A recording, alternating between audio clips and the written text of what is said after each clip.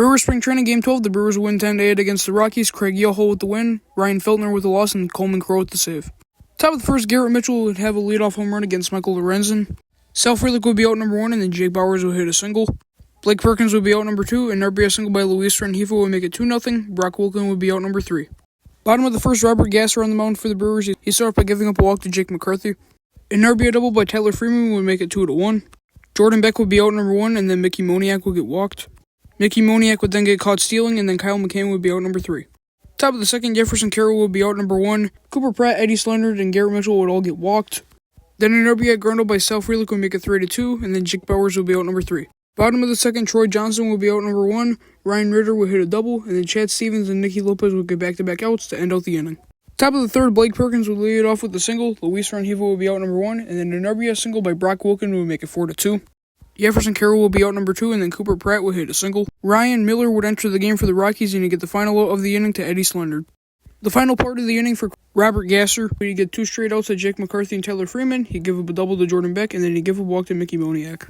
Craig Yoho would re-enter the game for the Brewers. He'd give up an RBI single to Kyle McCann, making it 4-3. Troy Johnson would be out number 3. Top of the fourth, Jaden Hill would enter the game for the Rockies. His first 2 outs would be Garrett Mitchell and Sal Frelick. He would hit Jake Bauers, and then Blake Perkins would be out number 3. Bottom of the fourth, Ryan Ritter would start off with a single, and then Chad Stevens would strike out. An RBI single by Nicky Lopez would tie it up at 4, and then a sacrifice bunt by Jake McCarthy would have the go-ahead run, making it 5-4.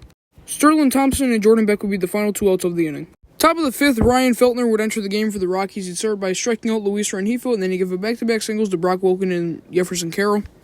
His final 2 batters would be Cooper Pratt and Eddie Slender. He'd walk Cooper Pratt, and then he would strike out Eddie Slender.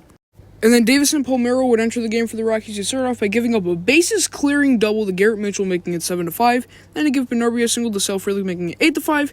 And then lastly, he'd give up a 2-run shot to Jake Bauers, making it 10-5. And then Blake Perkins would be out number 3. Bottom of the fifth, Sammy Peralta would enter the game for the Brewers. He'd get the first 2 outs to Mickey Moniak and Braxton Fulford. Troy Johnston would hit a single. Then an RBI double by Ryan Ritter would make it 10-6. And then Chad Stevens would be out number 3. Top of the sixth, Ryan Feltner would enter the game for the Rockies. He started by getting the first 2 outs to Luis Rengifo and Brock Wilken. He'd give up a single to Jefferson Carroll, and then Cooper Pratt would strike out to end out the top of the sixth. Bottom of the sixth, Jacob Waguespack would enter the game for the Brewers. He would give up a walk to Nicky Lopez. Jake McCarthy would ground into a double play, and then he'd strike out Sterling Thompson to end out the sixth. Top of the seventh, Daniel Dickinson would be out number 1 on a ground out. Deshaun Brown would line out. Jacob Hurtubise would get walked, and then Luke Adams would strike out to end out the top of the seventh. Bottom of the seventh, Coleman Crowe would enter the game for the Brewers, and he'd start by giving up a double to Jordan Beck. He'd get the first out to Drew Evans, give a sac fly to Braxton Fulford, making it 10-7. TJ Rumfield would hit a single, and then Vamil Machine would be out number 3.